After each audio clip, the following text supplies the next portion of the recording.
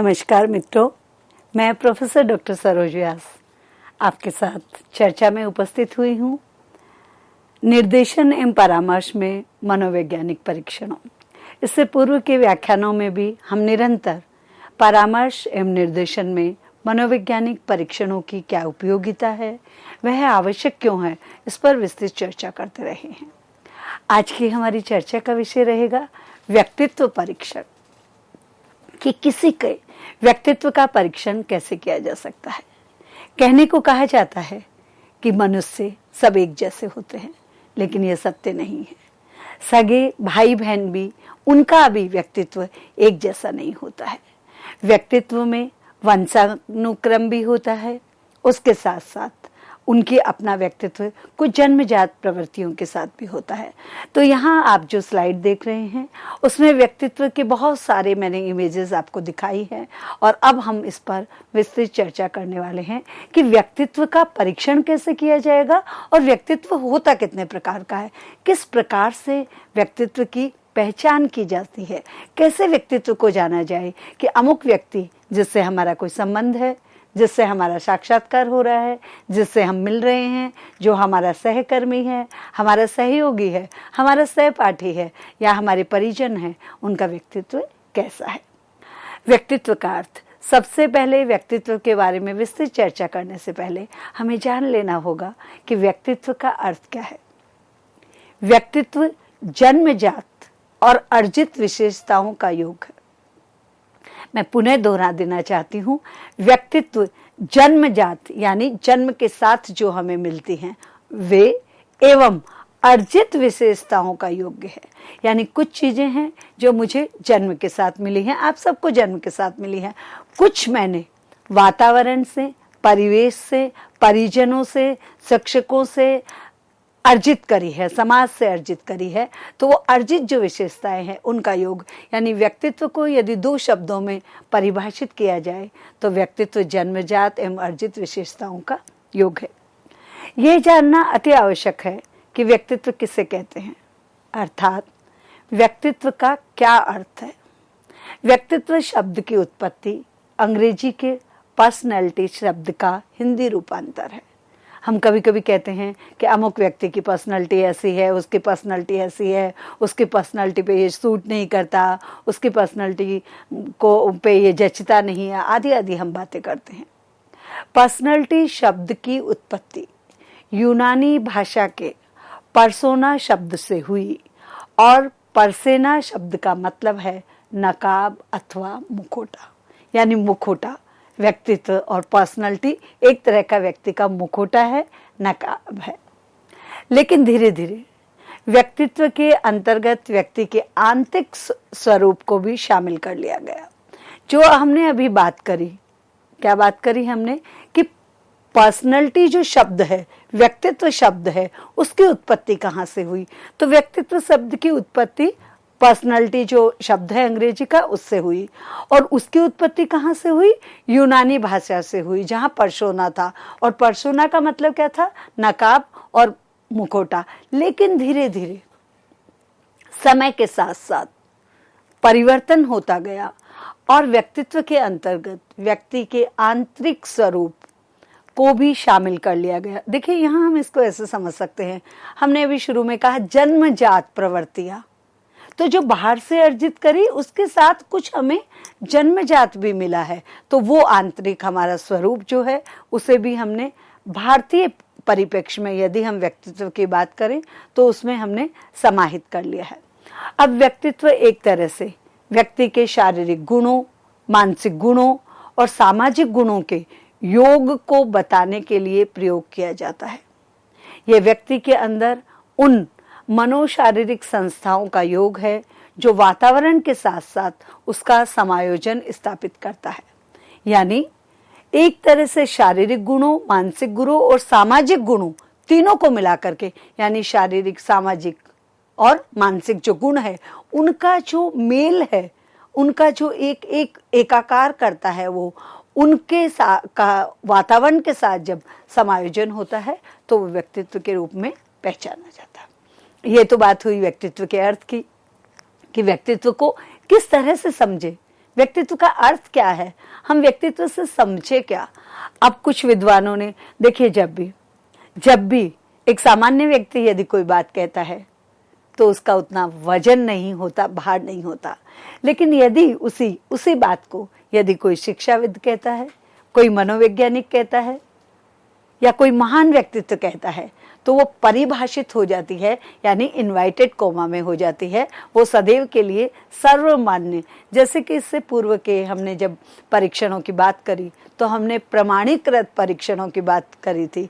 यदि आपको इससे पूर्व का व्याख्यान याद हो, और जब हम अभिरुचि की बात कर रहे थे, रुचि की बात कर रहे थे, बुद्धिलब्धि की बात कर रहे थे, केस स्टडी की बात कर रहे थे, तब हमने बात करी थी कि प्रमाणित कौन कौन से जो प्रयोग परीक्षण होते हैं।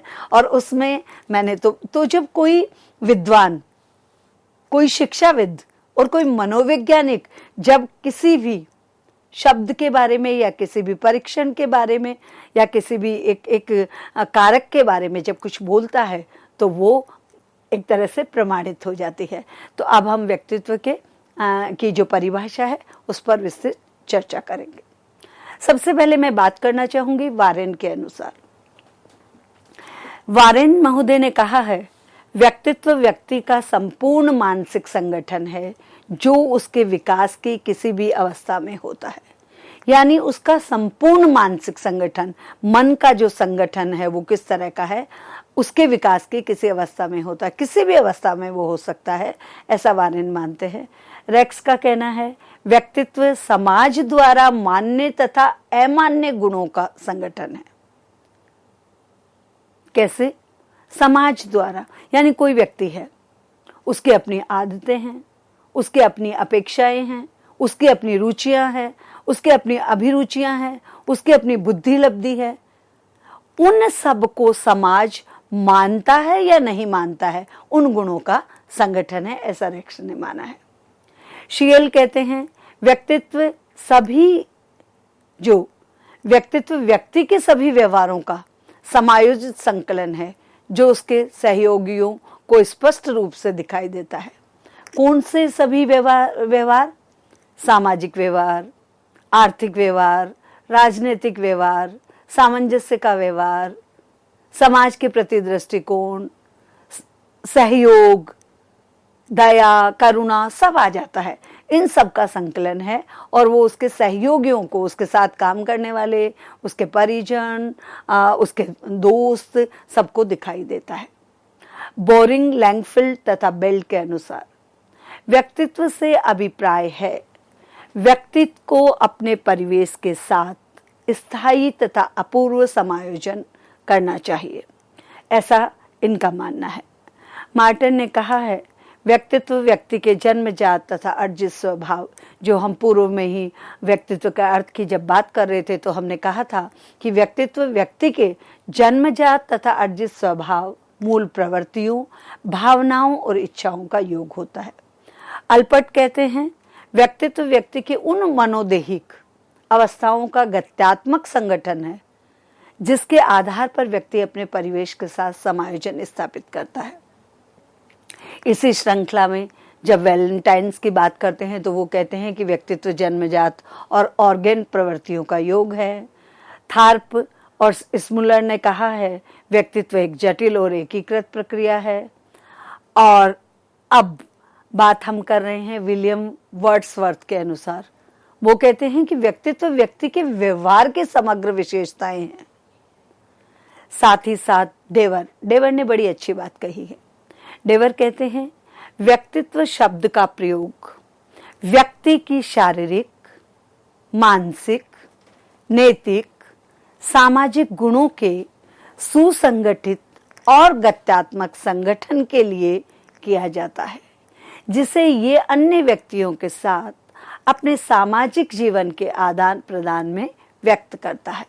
यानी व्यक्तित्व शब्द का जो प्रयोग है उसमें शारीरिक, मानसिक, नैतिक, सामाजिक गुण और सुसंगठित गत्यात्मक संगठन के साथ में उनका अन्य व्यक्तियों के साथ जो आदान प्रदान है वो व्यक्त करता है। तब वो देखा जाता है कि अमुक व्यक्ति का व्यक्तित्व कैसा है। मन कहते हैं व्यक्तित्व की परिभाषा, व्यक्ति के ढांचे, व्यवहार की विधियां, रुचियों, अभिवृत्तियों, क्षमताओं, योग्यताओं और कुशलताओं के सबसे विशिष्ट एकीकृत के रूप में की जा सकती है। जेपी गिलफोर्ड के अनुसार व्यक्तित्व गुणों का समन्वित रूप है। हमने इतने सारे शिक्षाविदों, मनोवैज्ञानिकों, दार्शनिकों और इनके साथ साथ हमने जो हमारे मनोवैज्ञानिक है उनकी परिभाषाओं की बात करी। सबने अपने अपने तरीके से व्यक्तित्व को परिभाषित किया और एक चीज जो सबके समग्र में निकल के आई वो ये निकल के आई है, चाहे वारेन की बात करें, रेक्स की बात करें, शियल की बात करें, मॉर्टन की बात करें, अल्पर्ट महोदय की, वैलेंटाइन, स्मूलर या फिर विलियम और डेवर के अनुसार कहें, मन के अनुसार कहें या जेपी गिलफोर्ड के अनुसार कहें, सबका कहना यही है कि किसी भी व्यक्ति की जन्मजात प्रवृत्तियां और अर्जित विशेषताओं का संगठन के साथ साथ उसके शारीरिक, मानसिक और सामाजिक जो योग्यताएं, कुशलताएं, रुचियां, अभिक्षमताएं, अभिवृत्तियां हैं, वो जब समाज के अन्य व्यक्तियों के साथ एकीकार होती है, समायोजित करती हैं, समन्वित होती हैं, तो किसी व्यक्ति के व्यक्तित्व को परिभाषित किया जा सकता है। मैं आशा करती हूँ कि इतने सारे विद्वानों की हमने परिभाषा को एक दूसरे के साथ में बांटा है, तो आप समझ पाए होंगे कि व्यक्तित्व को किस प्रकार से परिभाषित किया जा सकता है। अब इसी चर्चा में आगे बढ़ते हैं और अब मैं आपके साथ व्याख्यान को आगे बढ़ाते हुए बात करना चाहूंगी व्यक्तित्व के प्रकार की। व्यक्तित्व कितने प्रकार के होते हैं, कैसे हम व्यक्तित्व को पहचाने कि ये व्यक्ति कैसे है, कैसा व्यक्ति है। व्यक्तित्व क्या है?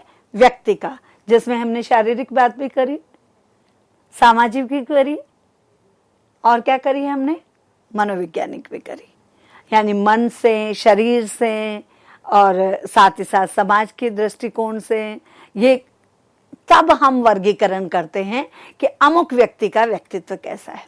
सबसे पहले मैं जब व्यक्तित्व के प्रकारों की बात करूंगी तो सबसे पहले मैं शरीर के गठन पर आधारित जो व्यक्तित्व का वर्गीकरण कैशमर ने किया है वो मैं आपके साथ चर्चा में करना चाहूंगी। शरीर के गठन के आधार पर, यानी शरीर का गठन कैसा है, हमारी शारीरिक संरचना कैसी है, और शरीर के गठन के आधार पर जो हमारे प्रसिद्ध जो शिक्षाविद, मनोवैज्ञानिक और गाइड एंड फिलोसफर रहे हैं कैशमर, उन्होंने वर्गीकरण किया है। और उन्होंने सबसे पहले जब शरीर के गठन के आधार पर व्यक्तित्व का प्रकार बताया तो उन्होंने सबसे पहले कहा, पहले जो उन्होंने व्यक्तित्व का शरीर के गठन के आधार पर नामांकन करा वो कहा लंबकाय, दूसरा उन्होंने कहा सुडोलकाय और तीसरा उन्होंने कहा गोलकाय और अंत में उन्होंने कहा मिश्रित काय।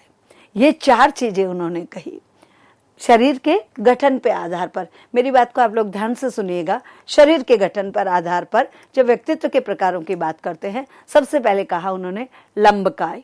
अब इसको हम सामान्य ऐसे समझ लेते हैं, एक सामान्य व्यक्ति को यदि हम कहेंगे लंबकाय तो इसका यदि संधि विच्छेद भी किया जाए तो हम कह सकते हैं लंबी काया वाला, यानी लंबे शरीर वाला, जो लंबा हो ऐसा व्यक्ति हो उसको हम लंबकाय कहते हैं। लेकिन हम निर्देशन और परामर्श की भी बात कर रहे हैं। हम बात कर रहे हैं कि किसी भी मनोवैज्ञानिक को जब निर्देशन और परामर्श में किसी को निर्देशित किया जाता है और परामर्श दिया जाता है तो व्यक्तित्व को कैसे पहचाना जाएगा। इसलिए जो शरीर के गठन के आधार पर समझा जाएगा, वहाँ लंबकाय जो व्यक्ति है वो ऐसे व्यक्तित्व वाले लोग दुबले पतले होते हैं, लंबे होते हैं लेकिन दुबले पतले होते हैं। ये दूसरों से घनिष्ठ संबंध बनाने से बचते हैं। इनका भार लंबाई की अपेक्षा कम होता है तथा अपने क्रोध को सीधे सीधे अभिव्यक्त नहीं कर पाते। लंबकाय से आप ये मत समझ लीजिएगा कि कोई 5 फुट 10 इंच का है या 11 फुट का है या वो है। लंबकाय जो लंबे हैं, मान लीजिए कि कोई व्यक्ति 6 फुट का है और उसका वजन केवल 50 kg है, 50 किलो है, ऐसे व्यक्ति शरीर की लंबाई और शरीर का भार दोनों की जब तुलनात्मक जो वो असंतुलन होता है, तब हम उसको यहाँ पे देखते हैं। और ये लंबकाय व्यक्ति की हमने बात करी। दूसरा उन्होंने कहा, किसके द्वारा ये हम शरीर के गठन पे बात कर रहे हैं? कैशमर महोदय के आधार पर। दूसरा उन्होंने कहा सुडोलकाय। ऐसे व्यक्ति हष्ट-पुष्ट यानी तंदुरुस्त स्वस्थ शरीर वाले होते हैं। सुडोलकाय, देखा सुडोल मतलब जैसे अब एक सामान्य भाषा में यदि मैं कहूँ अध्यापिका, शिक्षिका, प्राचार्य या माँ के रूप में यदि मैं कहूँ तो सुडोलकाय यानी सुंदर काया वाला, जो इसका संधि विच्छेद भी करें सुडोल, गठित जिसकी काया है, सुंदर है, यानी हाथ पैर नाक नक्श सब सुडोल है, सब एक परफेक्ट है, संतुलन में है। ऐसे व्यक्ति हष्ट-पुष्ट स्वस्थ शरीर वाले होते हैं। इनका कद ना अत्यधिक लंबा होता है ना ही अत्यधिक छोटा होता है, अर्थात ये स्वस्थ शरीर वाले होते हैं। ये बदली हुई परिस्थितियों में अपने आप को समायोजित कर लेते हैं, इसी कारण इन्हें सामाजिक प्रतिष्ठा भी प्राप्त होती है। सुडोलकाय जो व्यक्ति होते हैं, बदली हुई परिस्थितियां, यानी कहने का मतलब ये है कि जैसी परिस्थिति होती है वैसे ही अपने आप को ढाल लेते हैं और इसलिए इनको सामाजिक सम्मान और प्रतिष्ठा भी मिलती है। आगे केशमर ने कहा गोलकाय, यानी गोल गोल जिसकी काया हो। जब हम बचपन में किसी को कहते हैं गोलू मोलू या गोल मटोल, गोलकाय। ऐसे व्यक्ति नाटे यानी कम लंबाई वाले, कम हाइट वाले, मोटे यानी थोड़े अच्छे वजन वाले या मोटे थुलथुले, तथा इनकी गर्दन छोटी और मोटी होती है। ये खाने पीने का भरपूर आनंद लेते हैं और खुशमिजाज होते हैं। ये गोलकाय हुए। और फिर बात करते हैं मिश्रित काय, यानी जिसमें लंबकाय, सुडोलकाय और गोलकाय सभी गुण विद्यमान हो, सारे गुण जिसमें विद्यमान हो वो मिश्रित काया वाला, यानी जिसमें उपरोक्त तीनों जो हमने विशेषताएं बताई वो विद्यमान हो, वो मिश्रित काया। तो ये हमने जब व्यक्तित्व के प्रकारों की बात करी तो शरीर के गठन के आधार पर केशमर के वर्गीकरण के आधार पर हमने बात करी लंबकाय, सुडोलकाय, गोलकाय और मिश्रित काय। आगे मैं चर्चा को बढ़ाती हूँ और आगे चर्चा को बढ़ाने के में मैं शेल्डन के अनुसार व्यक्तित्व का वर्गीकरण करती हूँ। उन्होंने भी कहा है कि व्यक्तित्व जो होता है एक लंबकाय होता है, एक आयताकार होता है और एक गोलाकार होता है। जब हम कभी कभी लोगों को देखते हैं तो किसी का चेहरा एकदम लंबा होता है। मैंने यहाँ प्रयास करा है आप लोगों को समझाने के लिए कुछ आकृतियां दिखा करके। लंबकाय जिसका चेहरा लंबा हो, आयताकार जिसके चेहरे में कुछ कुछ आयताकार छवि नजर आती हो, और गोलकाय जिसका चेहरा गोल हो। तो ये शेल्डन ने कहा है। अब बात करेंगे हम, पहले हमने शरीर के आधार पर शरीर के गठन के आधार पर व्यक्तित्व का वर्गीकरण किया था और हमने उसमें चर्चा करी थी शेल्डन की, और शेल्डन के साथ ही हमने चर्चा करी थी कैशमर की। अब हम बात कर रहे हैं व्यवहार के आधार पर व्यक्तित्व का वर्गीकरण, और व्यवहार के आधार पर व्यक्तित्व का वर्गीकरण जो है वो युग का वर्गीकरण है, युंग का। युंग ने कहा है कि व्यक्तित्व जो है वो कितने प्रकार के होते हैं? 3 प्रकार के होते हैं। सबसे पहले उन्होंने कहा अंतर्मुखी, फिर उन्होंने कहा बहिर्मुखी, और उसके बाद उन्होंने कहा उभयमुखी। अंतर्मुखी क्या होता है, चलिए इसको जानते हैं।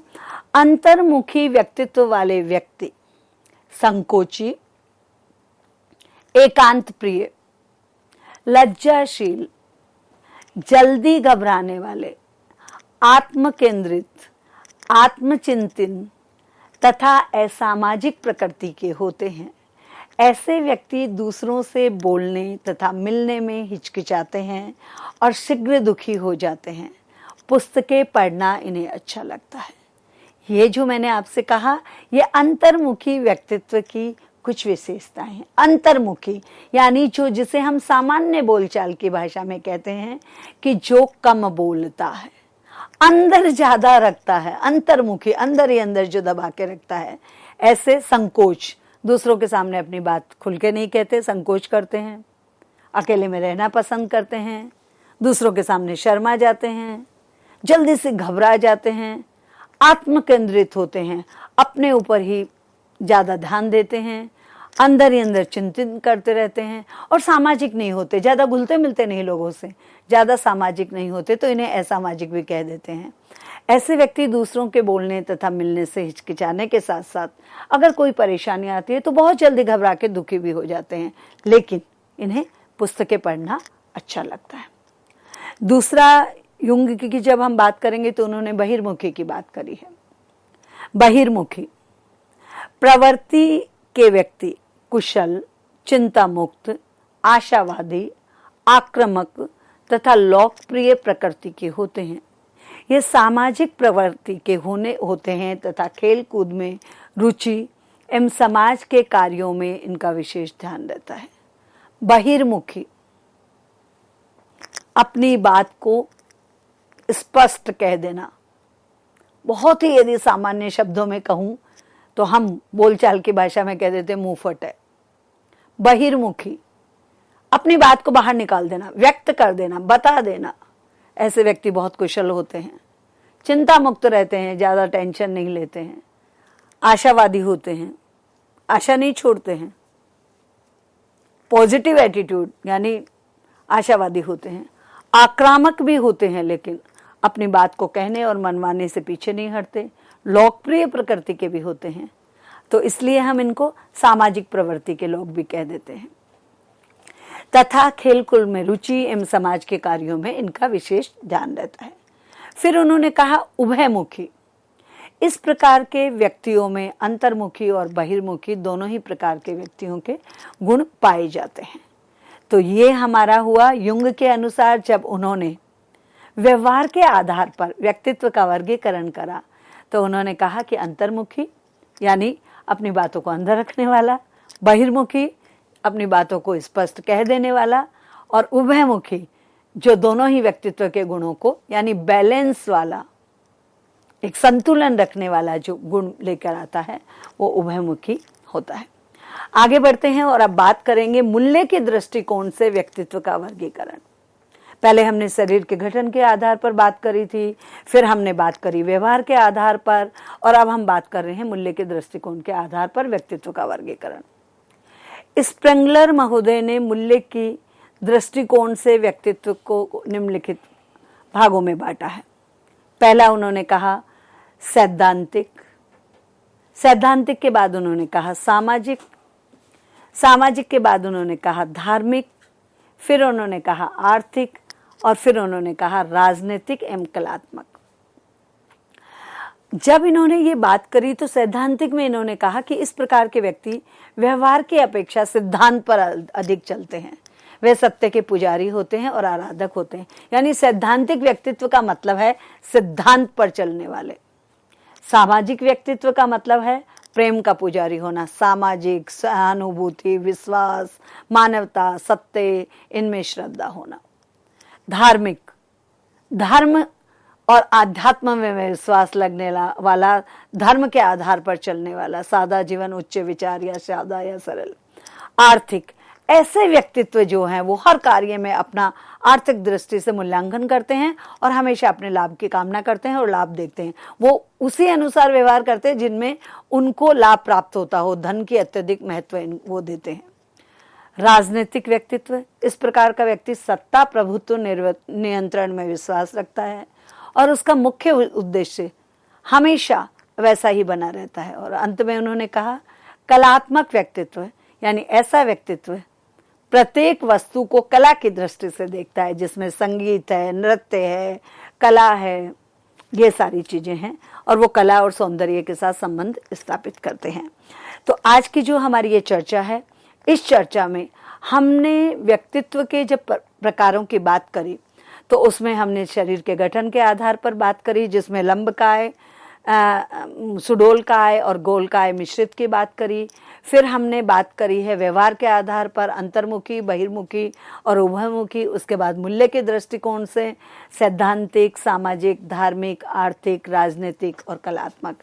और ये मैं आशा करती हूँ कि ये जो व्यक्तित्व इतने प्रकार के, यानी 3 जो हमने मुख्य बातें करी हैं वो करी हैं शरीर के गठन के आधार पर, व्यवहार के आधार पर और उसके बाद में हमने दृष्टिकोण से, सामाजिक दृष्टिकोण से आप इसे समझ पाए होंगे। इसी के साथ अपनी वाणी को विराम देती हूँ और अगले व्याख्यान में चर्चा को आगे बढ़ाएंगे। नमस्कार, धन्यवाद।